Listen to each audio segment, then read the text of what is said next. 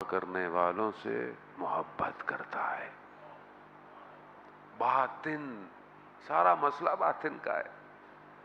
پروردگار نے اپنے انبیاؤں کو بھیجا اس لیے اولیاؤں کو کیا کریں؟ پاک کرو ان کو، وَيُزَكِّيهِمْ، تزکیہ کرو ان کا، صاف کرو۔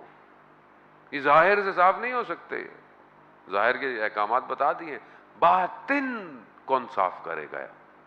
آج ظاہر میں انسان ترقی یافتہ ہو رہا ہے، آج دنیا کا نظام انسان کو پتہ نہیں کہاں سے کہاں لے کے جانے کے چکر میں مارس پہ جا رہا ہے۔ نیا جو ٹیلیسکوپ ہے اس نے جو ہے وہ 1000 گلیکسیز، پتہ نہیں کتنے ملین ایئرز جو ہے وہ ڈسٹنس سے تصویریں کھینچ لی ہیں۔ کہاں جا رہا ہے انسان؟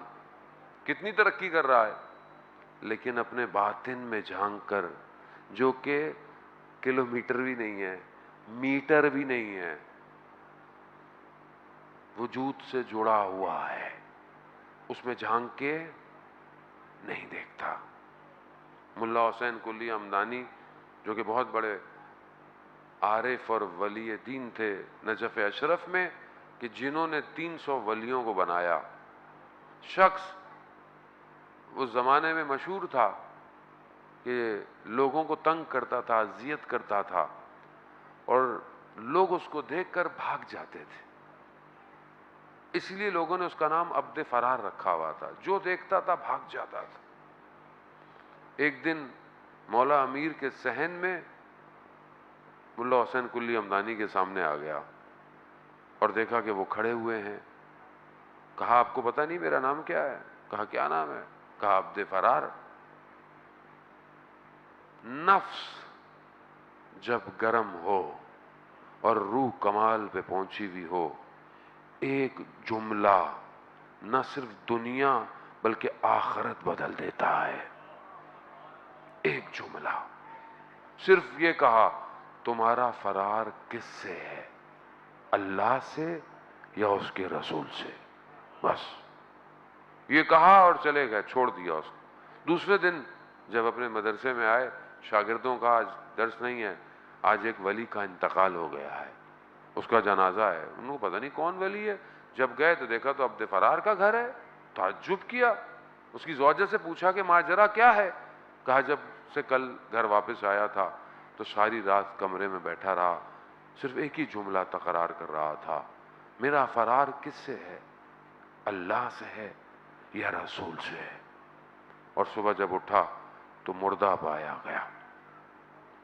عزیزان محترم، باطن کو ایک یقظہ چاہیے، ایک بیداری چاہیے، ایک تلنگو، ایک چوٹ چاہیے تھوڑی سی زندگی۔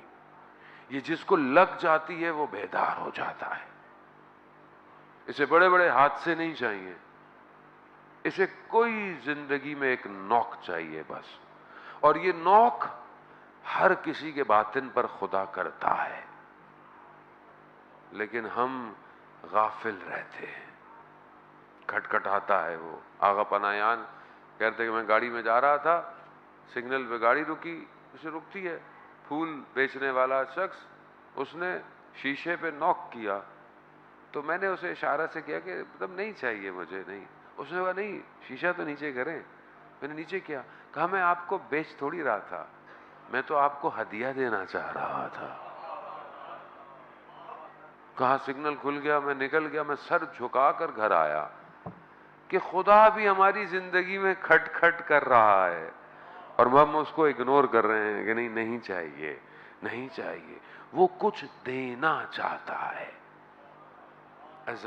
یہ باطن وہی صحیح کر سکتا ہے۔ دنیا کے پاس نہ ایم آر آئی ہے، نہ کرونا ٹیسٹ ہے کہ چیک کر کر بتائے کہ کتنا کرونا ہے آپ کو۔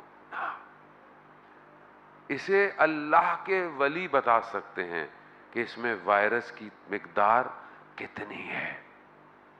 اگر ہم چاہتے ہیں اپنے باطن کو صحیح کریں، عزیزان محترم خود توجہ کریں، ہمیں اس دنیا کے معاملات میں سے تھوڑا سا، جہاں ہم پوری ہر چیز کو فوکس کرتے ہیں، زوم کر کے دیکھتے ہیں، تصویر کھینچتے ہیں، موبائل بھی ہر سال بڑھتا جا رہا ہے، 12 میگا پکسل، اب تو 45 میگا پکسل آ گیا ہے.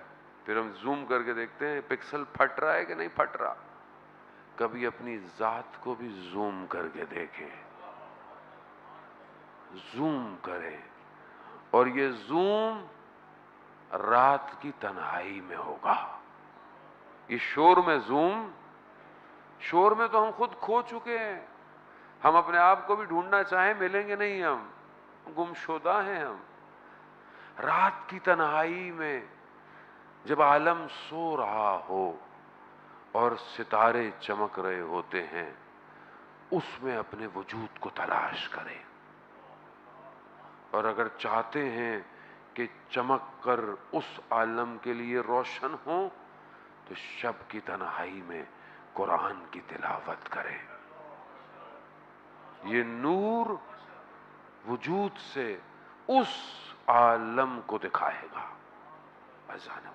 باطن سارا مسئلہ اسی کا ہے.